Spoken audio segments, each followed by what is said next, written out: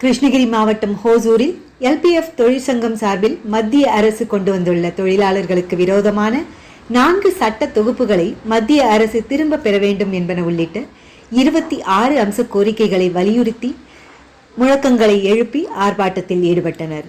தொழிலாளர் முன்னேற்ற சங்க பேரவையின் மாவட்ட கவுன்சில் செயலாளர் ஆர். கோபாலகிருஷ்ணன் தலைமையில் ராம்நகர் அண்ணா சிலை முன்பு நடைபெற்ற இந்த ஆர்ப்பாட்டத்தில் விவசாய சங்கம், ஏஐடியூசி, சிஐடியு, ஐஎன்டியூசி உள்ளிட்ட தொழிற்சங்கங்களும் விவசாயிகளின் கூட்டமைப்புகளும் கலந்து கொண்டு மத்திய பிஜேபி அரசுக்கு எதிரான முழக்கங்களை எழுப்பினார்கள். அதேபோல் விலைவாசி உயர்வு, தொழிலாளர் நல சட்டங்கள் திருத்துதல் போன்ற பிரச்சனைகளில் எந்த நடவடிக்கையும் மேற்கொள்ளாத பிஜேபி அரசுக்கு கடும் கண்டனங்களை தெரிவித்தனர். 26 அம்ச கோரிக்கைகளை வலியுறுத்தி நடைபெற்ற ஆர்ப்பாட்டத்திற்கு ஏஐடியூசி மாவட்ட செயலாளர் MK மாதையன், சிஐடியு மாவட்ட செயலாளர் ஸ்ரீதர், ஐஎன்டியூசி மாவட்ட பொதுச் செயலாளர் முனிராஜ் மற்றும் ஏராளமான தொழிலாளர்கள் கலந்து கொண்டனர். பேச இருக்கின்ற பேரவை துணைத் தலைவர் எல்பிஎஃப் அருமையண்ணன் பி. கிருஷ்ணன் அவர்களே மற்றும் இதில் கலந்து கொண்டிருக்கின்ற வணக்கத்தை தெரிவித்துக் கொள்கிறேன். இன்றைக்கு கண்டன ஆர்ப்பாட்டத்தில் ஒவ்வொரு கோரிக்கையும் கடந்த 10 ஆண்டுகளாக தொடர்ந்து நாம் எழுப்பிக் கொண்டிருக்கிற கோரிக்கை தான். புதிதாக ஒன்று அந்த கோரிக்கை நாம் முன்னெடுத்து செல்வதற்கான வழி இல்லை. காரணம், மோடி 14 ஆண்டுகளாக தொடர்ந்து இன்றைக்கு 3வது முறை ஆட்சி செய்து கொண்டிருக்கிற வேளையிலே எனக்கு முன்பு பேசிய கோபாலகிருஷ்ணன் அவர்கள் சொன்னார், மெஜாரிட்டியாக இருந்த போதும் தொழிலாளர் சட்டங்களை திருத்தினாய், அதே போல மெஜாரிட்டியாக இருந்த போதும் விவசாயிகளுக்கு எதிரான சட்டங்களை திருத்த போது 2000 நவம்பர் 26ஆம் தேதி 2 ஆண்டுகளுக்கு முன்பாக டெல்லியிலே போராடி பெரும்பாலான 750க்கும் மேற்பட்ட விவசாயிகள் இன்றைக்கு மரணம் அடைந்தார்கள். அன்றைக்கு வாக்குறுதி கொடுத்தார், இந்த போராட்டத்தை திரும்ப பெற்றுவிட்டால் நான் விவசாயிகளுக்கு ஆதார விலையை கொடுத்து விடுவேன், அதே போல கோரிக்கை வைத்த அனைத்து கோரிக்கைகளும் நான் செயல்படுத்தி ஒன்றாக முடித்துக் கொண்டு பொய் வாக்குறுதி கொடுத்து விவசாயிகளை ஏமாற்றி அன்றைக்கு அந்த போராட்டத்தை வாபஸ் பெற்றார். அரசியல் அமைப்பு சட்டத்தை உருவாக்கிய நாள் நவம்பர் 26ஆம் தேதி நாம் இங்கே போராடி கொண்டிருக்கிறோம். அரசியலமைப்பு சட்டம் உருவாக்கிய அம்பேத்கர் உருவாக்கிய நாள் இந்த சட்டத்தை நாம் தொடர்ந்து பேணி காக்கப்பட வேண்டும். இந்த சட்டத்தை அமுல்படுத்திய அரசாங்கங்கள் நாம். ஆனால் அந்த சட்டத்தை இன்றைக்கு சிதைப்பதற்காக மோடி அவர்கள் பல சூழ்ச்சி செய்து இந்த சட்டங்களை இன்றைக்கு கொஞ்சம் கொஞ்சமாக சேர்த்து வருகிறது. அதற்கு உறுதியேற்பாக இன்றைக்கு மாநிலம் முழுவதும் தொழிற்சங்கங்களும் மற்ற அமைப்புகளும் இன்றைக்கு இந்த சட்டத்தை நாம் பாதுகாப்போம், அரசியலமைப்பு சட்டத்தை உறுதிப்படுத்தி எடுத்துக்கொண்டுள்ளது. அதே போல தொழிலாளர்கள் தன்னுடைய லாபத்தை பெருக்குவதற்காக இன்றைக்கு இந்தியாவுடைய கதவு திறக்கப்பட்டு தொழிற்சாலையை தூங்கப்பட்டு இன்றைக்கு தொழிலாளர்களுடைய அநீதி நீக்கப்படுகிறது. இன்னைக்கு கூட அதானி இன்னைக்கு நேற்று நடந்த பாராளுமன்றத்திலே 2000 கோடி லஞ்சம் பெற்று இன்னைக்கு மின்சாரத்தை எடுப்பதற்கும், அதே போல இந்தியாவுடைய பெரும்பெரும் பொதுத்துறை நிறுவனங்களை தாராளத்திற்கு அதானி கொடுத்த 2000 கோடி லஞ்சத்தை பிஜேபி அரசாங்கமும் மற்றும் அரசாங்கம் பெற்றிருக்கிறது என்பதை உணர்த்தி நேற்று பாராளுமன்றத்தில் குரல் எழுப்பினார்கள். இருக்கும் மதசார்பற்ற ஆட்சி நடைபெறும், இல்லை என்றால் நாடு சுடுகாடைவிடும். அதனால் போராட பெற்ற தொழிற்சங்கங்கள் உரிமைகளை தொடர்ந்து நமக்கு கிடைக்க நாம் தொடர்ந்து முன்னெடுத்து வருகின்ற ஆட்சி பிஜேபி ஆட்சி என்பது இன்னைக்கு மெஜாரிட்டி மைனாரிட்டி அரசு. இந்த மைனாரிட்டி அரசு வீழ்வதற்கு தொழிலாளர்களும் விவசாயிகளும் ஒன்றிணைந்து வருகிற காலங்களில் போராட்டம் நடத்தி நாம் அனைவரும் ஒன்று கூடி இந்த போராட்டத்திற்கு அவரை வீட்டுக்கு அனுப்புவதை தொடர்ந்து போராடுவோம் என்று தெரிவித்து எனக்கு வாய்ப்பளித்தமைக்கு நன்றி கூறி விரைவு. ரொம்ப விமர்சனமா இதா போட்டுப்பாங்க, விஷமத்தனத்தோட விருந்து கொடுத்தார் அப்படின்னு சொல்லி அது ஒரு ஃபார்மாலிட்டியாக கூப்பிட்டு எல்லா டீ கூட சில பேர் டீ கூட குடிக்க மாட்டாங்க, குடிக்கிற டீயை. ஸோ போயிட்டு தன்னுடைய கோரிக்கைகளை வலியுறுத்திட்டு வந்திருப்பாங்க. இப்போ அந்த அடிப்படையில் தான் இப்போ நாம் இந்த பார்லிமெண்ட் செக்ஷனில் தொழிலாளி வர்க்கத்தினுடைய எப்படி மோசமான நிலையை இந்த அரசு தொடர்ந்து கடைபிடிக்கிறது, எந்தெந்த விஷயத்தெல்லாம் கொடுக்கக்கூடிய பணத்தை கொடுக்காமல் தடுக்கிறார்கள் என்ற விஷயத்தெல்லாம் சேர்த்து தான் இந்திய நாடு முழுவதும் இங்கே ஊர்வலங்கள், பொதுக்கூட்டங்கள், ஆர்ப்பாட்டங்கள் நடத்த வேண்டும் என்று அனைத்து பொதுச்சங்கங்களும் சேர்ந்து எடுத்த முடிவுதான் இந்த ஆர்ப்பாட்டம். இந்த மாதிரிலாம் ஒரு பெரிய விஷயம் இருக்கும். என்ன விஷயம்? அந்நிய மூலதனத்தோடு சேர்ந்து இந்த நாட்டில் வந்து தொழில் தொடங்கலாம் அப்படின்னு சொன்னா இங்க இருக்கக்கூடிய அதிகாரிகள் அல்லது இங்க இருக்கக்கூடிய சில ஆட்சியாளர்கள் வாயை பிளந்துருவாங்க. எனக்கா வெள்ளையா இருக்கிற பொய் சொல்ல மாட்டான்னு சொல்லுவாங்க. அப்படி ஒரு பழமொழியை கற்று வச்சிருக்காங்க. அந்த மாதிரி அதானி என்ன பண்ணார் அப்படின்னு சொன்னா தன்னுடைய மருமையின் பேரில் அமெரிக்காவில் ஒரு கம்பெனியை உருவாக்குறார். அப்ப அங்க இருக்கக்கூடிய கம்பெனியை உருவாக்கிக்கிட்டு இங்க இருக்கக்கூடிய அதானி கம்பெனியை ஒரு ஜாயிண்ட் வெஞ்சர் போட்டு இந்திய நாட்டில் இருக்கக்கூடிய பவர் செக்டாரை நாம கையில் எடுக்கணும் அப்படின்னு சொல்லி இங்க ஒரு நிலையை எடுக்கிறாங்க. எப்படி நிலையை எடுக்காங்க? எல்லா மாநிலத்தில் இருக்கக்கூடிய யாரெல்லாம் தன்னுடைய பங்குக்கு அல்லது வளைப்பதற்கு உடனடியாக வருவார்களோ அந்த அதிகாரிகளுக்கு லஞ்சம் கொடுக்கலாம் அப்படின்னு சொல்லி அமெரிக்காவில் இருக்கக்கூடிய உங்களுக்கு வந்து கேஸ் ஃபைல் பண்ணிட்டாங்க. இப்ப கூட ஆர்எஸ்எஸும் பிஜேபியும் வாயை திறக்கல அப்படின்னு சொன்னா இந்திய நாடு சூறையாடப்படுவது என்கிறதை ஏற்கனவே தொழிற்சங்கங்கள் பல கட்டங்களாக எச்சரித்திருக்கோம். இப்ப நீங்க புரிஞ்சு கொள்ளலாம் அல்லது பொதுமக்கள் வியாபாரிகள் தெரிஞ்சுக்கலாம். ஒரு விஷயத்தை தொடர்ந்து தன்னுடைய நிழலில் ஆர்எஸ்எஸ் நிழலில் அல்லது பிஜேபியுடைய நிலையில் அல்லது மோடியுடைய நிலையில் ஒளிந்து கொண்டு ஒரு சிலருக்கு விரல் விட்டு எண்ணக்கூடிய கார்பரேட் முதலாளிகள் இன்றைக்கு கொள்ளையடித்துக் கொண்டிருக்கிறார்கள். இது படு மோசமாக இந்திய நாட்டு தொழிலாளி வர்க்கத்தை பாதிக்கிறது. ரோமுசா கவுன்சில் செயலாளர் அரங்கன் கோபாலகிருஷ்ணன் அவர்களே, எனக்கு முன்னால் உரையாற்றி இருக்கிற ஐஐடிசியுடைய தலைவர் அவர்களே, ஏஐடிசியுடைய மாதையன் அவர்களே, சியினுடைய ஸ்ரீதர் வாசுதேவன் அவர்களே, ஐஐடிசியுடைய பொதுச் செயலாளர் அண்ணன் முனிராஜ் அவர்களே மற்றும் தொழிலாளர் முன்னேற்ற சங்கத்தினுடைய சார்பில் வந்திருக்கின்ற வை கிருஷ்ணமூர்த்தி உள்ளிட்ட கவுன்சில் நிர்வாகிகளே, டாஸ்மாகினுடைய ரவி அவர்களே, இபியினுடைய பசவராஜ் அவர்களே, ஆட்டோ சங்கத்தினுடைய ரகு அவர்களே, குமார் அவர்களே, குணசேகரன் அவர்களே, முன்னால் பேசிய தொழிற்சங்க தலைவர்கள் எல்லாம் இந்த கூட்டத்தினுடைய நோக்கத்தை பற்றி எல்லாம் எடுத்து உரைத்திருக்கிறார்கள். இன்றைக்கு மிக முக்கியமான நாள். தமிழக அரசு இன்றைக்கு ஒரு உறுதியேற்பு நாளாக இன்றைக்கு அறிவித்திருக்கிறது, நடத்தி முடிக்கப்பட்டிருக்கிறது.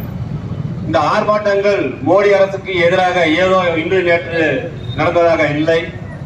கிட்டத்தட்ட ஒரு 11 ஆண்டு காலமாக இந்த மோடி அரசாங்கத்தை கண்டித்து ஒரு 8 அம்ச கோரிக்கைகளில் உருவாகி அது 12 அம்ச கோரிக்கையாக மாறி 18 அம்ச கோரிக்கையாக மாறி இன்றைக்கு 26 அம்ச கோரிக்கையாக அதிகரித்து உருவெடுத்து அதை நோக்கி நம்முடைய கூட்டமைப்பு சங்கங்கள் எல்லாம் அதை வலியுறுத்தி மோடி அரசுக்கு எதிராக கண்டன ஆர்ப்பாட்டங்களை நடத்தி கொண்டிருக்கிறோம். இன்றைக்கு காலையில் முக்கியமான செய்தி, ஒரு பத்திரிகைகளில் 2 செய்திகள் வந்திருக்கிறது. நீங்கள் யார் கவனிச்சீங்களா இல்லையா? இன்னைக்கு ஐஐடிசி தலைவர் சொன்னது மாதிரி இந்திய அரசியல் அமைப்பு சட்டத்தையே இந்த மோடி அரசாங்கம் மாற்ற நினைக்கிறது. அதற்கு ஏற்றால் போல ஆர்எஸ்எஸ் காரருடைய ஒருவர் சமீபத்தில் உச்ச நீதிமன்றத்தில் ஒரு வழக்கை தொடர்ந்து அந்த உச்ச நீதிமன்றத்தினுடைய தீர்ப்பு நேற்றைக்கு வெளியாகி இருக்கிறது. அந்த இந்திய அரசியலமைப்பு சட்ட தினம் இன்றைக்கு பாபா சாஹேப் அம்பேத்கர் அவர்கள் இந்திய அரசியலமைப்பை உருவாக்கி கையெழுத்திட்ட நாள். அது நடைமுறைக்கு வந்தது ஜனவரி 26. இன்றைக்கு அவர் கையெழுத்து போட்ட நாள். அதனுடைய முதன்மையே என்னன்னு சொன்னா மத சார்பின்மை அப்படின்றது அதனுடைய முகப்பில் இருக்கிற மிகப்பெரிய வார்த்தை செகுலரிசம். அதை மாற்ற வேண்டும் என்று மோடி அரசாங்கத்தினுடைய துதிப்பாடிகள் வழக்கு தொடுத்தனர். நேற்றைக்கு உச்ச நீதிமன்றம் சம்மட்டி அடி அடைத்திருக்கிறது. அதை எக்காரணத்தை கொண்டும் மாற்ற முடியாது என்று 2 நீதிபதிகள் கொண்ட ஒரு அமர்வு நேற்று தீர்ப்பளித்திருக்கிறது. இதுதான் ஜனநாயகத்துக்கு கிடைத்த வெற்றி. அதே போல இரண்டாவது செய்தி என்ன என்று சொன்னால், பண மதிப்பிழப்பு என்ற வார்த்தையை இந்த மோடி அரசாங்கம் கண்டுபிடித்த 6 ஆண்டுகளாகிறது. இந்த 6 வருஷத்துல பணம் 2000 ரூபாய் 1000 ரூபாய் எல்லாம் புழக்கத்துல எவ்வளவு இருக்குதுன்னா 15 லட்சம் கோடி ரூபாய் மனிதர்களிடத்தில் நடமாட்டத்தில் இருக்கிறது. அதிகப்படியான கருப்பு பணம் பொதுமக்களிடத்தில் இருக்கிறது. அதிகப்படியான கருப்பு பணத்தை சுவிஸ் பேங்க்ல போட்டிருக்கிறாங்க. அந்த சுவிஸ் பேங்க்ல இருக்கிற பணத்தை எல்லாம் நான் கண்டுபிடிச்சு கொண்டு வந்தால் ஒவ்வொருவருக்கும் 15 லட்சம் ரூபாயை ஒவ்வொரு அக்கௌண்ட்ல நான் போடுவேன் அப்படின்னு சொல்லி மோடி சொன்னார். அதனாலதான் இந்த பண மதிப்பிழப்பு நடவடிக்கையை எடுத்தார். இந்த 15 லட்சம் கோடி பண மதிப்பை ஒரே நைட்ல இருந்து நம்மளை எல்லாம் நடுத்தருக்கு கொண்டு வந்தார். இன்றைக்கு காலை பத்திரிகை செய்தி என்ன என்று சொன்னால் 7000 கோடி தான் இன்னும் வர வேண்டியது இருக்குது, 7000 கோடி தான் வராது இருக்குது. அப்படி என்று சொன்னா 14,93,000 கோடி ரூபாயை நல்ல பணம், 7,000 கோடி தான் கருப்பு பணம். இவரு ஒவ்வொரு அக்கௌண்ட்லயும் 15 லட்சம் போடுறேன்னு சொல்லி 11 வருஷம் ஆச்சு. அதே போல இரண்டாவது என்ன சொன்னாருன்னா, உங்களுக்கு கேஸ் மானியம் கொடுக்கிறேன், விவசாயிகளுக்கு மானியம் கொடுக்கிறேன், அரசாங்க நலத்திட்டங்கள் என்னென்ன வருதோ அதெல்லாம் உங்க அக்கௌண்ட்ல போடுறேன், அதனால உங்க அக்கௌண்ட்டை ஓபன் பண்ணுங்க. அக்கௌண்ட்டை ஓபன் பண்ணும்போது ஜீரோ பேலன்ஸ்ல ஓபன் பண்ணுங்க, மினிமம் பேலன்ஸ் மெயின்டைன் பண்ண தேவையில்லை அப்படின்ற வாக்குறுதிகளை எல்லாம் சொன்னாங்க. இதை நம்பி நம்முடைய பொதுமக்கள் வந்து அக்கௌண்ட் ஓபன் பண்ணாங்க. ஜீரோ பேலன்ஸ்ல எல்லா வங்கிகளும் ஓபன் பண்ணாங்க. இன்றைக்கு மோடி அரசாங்கம் மறைமுகமாக இந்த அக்கௌண்ட் ஓபன் பண்ணும் முறை ஏழை தொழிலாளிகள். மோடி அரசாங்கம், பிஜேபி அரசாங்கம் கேஸ் மானியம் போடுவாங்க, விவசாயத்துக்கு மானியம் போடுவாங்க, நமக்கெல்லாம் நலத்திட்ட உதவிகள் கொடுப்பாங்க அப்படின்னு ஏமாந்து அக்கௌண்ட் ஓபன் பண்ணாங்க. இன்றைக்கு கிட்டத்தட்ட கடந்த ஓராண்டுக்கு முன்பாக எஸ்பிஐ வெளியிட்டு இருக்கிறது, பொதுமக்களுடைய நில் பேலன்ஸ், ஜீரோ பேலன்ஸ், குறைந்தபட்ச மினிமம் தொகை 500 ரூபாயை நீ மெயின்டைன் பண்ணு சொல்லி அந்த ஏழை மக்களிடம் பிடித்தம் செய்த தொகை 3000 கோடி ரூபாய். 3000 கோடி ரூபாயை ஏழை மக்களிடத்திலிருந்து நில் பேலன்ஸ், மினிமம் பேலன்ஸ் இல்லைன்னு சொல்லி போட்டு பேங்குங்க எல்லாம் பிடிச்சிருக்காங்க. இதனால யாருடைய பணம்? இந்த மோடி அரசாங்கத்தை நம்பி நம்ம அக்கௌண்ட் போட்டதனுடைய விளைவு இன்றைக்கு 3000 கோடி நம்ம ஏழை தொழிலாளர்களுடைய பணம் சுவாகா. ஆனால் அதே கார்ப்பரேட் நிறுவனங்களுக்கு இந்த மோடி அரசாங்கம் கடந்த 11 ஆண்டு காலமாக தள்ளுபடி செய்த தொகை 16 லட்சம் கோடி. இது நான் சொல்லலைங்க, இது நான் சொல்ல, சிஏஜிஆர் சொல்லுது. 7.5 லட்சம் கோடி சாகர்மாலா திட்டத்தின் மூலமாக இவர்கள் இந்த அரசாங்கத்திற்கு இழப்பு ஏற்படுத்துகிறார்கள், மோடி அரசாங்கம் ஊழல் செய்திருக்கிறது என்று சிஏஜிஆர் சொல்கிறது. ஏதோ நானோ நீயோ சொன்னதெல்லாம் கிடையாது. விவசாயிகள் விரோத மோடி அரசு கண்டிக்கின்ற ஆர்ப்பாட்டம், கண்டிக்கின்ற ஆர்ப்பாட்டம். ஒன்றிய அரசு மோடி அரசு, ஒன்றிய அரசு மோடி அரசு, பாசிச அரசு, பாஜக அரசு, திரும்ப பெறு, திரும்ப பெறு, திரும்ப பெறு, திரும்ப பெறு. 4 தொழிலாளர் சட்ட தொகுப்பை, 3 குற்றவியல் சட்டங்களை திரும்ப பெறு, திரும்ப பெறு.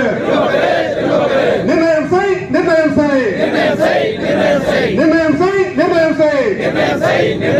குறைந்தபட்ச ஊதியமாக, குறைந்தபட்ச ஊதியமாக மாதத்திற்கு 26,000, மாதத்திற்கு 26,000. நிர்ணயம் செய், நிர்ணயம் செய். அமைப்பு சாரா ஓட்டுநர்களுக்கு, அமைப்பு சாரா ஓட்டுநர்களுக்கு, முறை சாரா தொழிலாளர்களுக்கு நல வாரியம் பதிவு செய்து சலுகைகளை வழங்கிவிடு. ஒன்றிய அரசு மோடி அரசு, பாசிச அரசு, பாஜக அரசு கட்டுப்படுத்து, கட்டுப்படுத்து, உயிர்களை கட்டுப்படுத்து. விண்ணை முட்டும் பெட்ரோல் விலை, மூச்சு முட்டும் டீசல் விலை கட்டுப்படுத்து, கட்டுப்படுத்து. ஒன்றிய அரசு மோடி அரசு நீக்கிவிடு, நீக்கிவிடு. ஜிஎஸ்டி நீக்கிவிடு. உணவு மருந்து வேளாண் பொருட்கள் இயந்திரங்கள் மீதான ஜிஎஸ்டி நீக்கிவிடு. குறைத்துவிடு, குறைத்துவிடு. கலால் வரியை குறைத்துவிடு. பெட்ரோலிய பொருட்கள் மீதான சமையல் எரிவாயு மீதான, சமையல் எரிவாயு மீதான கலால் வரியை குறைத்துவிடு. திரும்ப பெறு, திரும்ப பெறு, திரும்ப பெறு, திரும்ப பெறு. மின்சார திருத்த மசோதாவை மின்சார திருத்த மசோதாவை திரும்ப பெறு